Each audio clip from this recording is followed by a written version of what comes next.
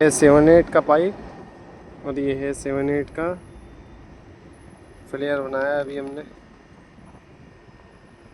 ये 7-8 का फ्लेयर है। ये टावर एसी है सुपर जनरल का, इसमें लगेगा ये 7-8 का फ्लेयर।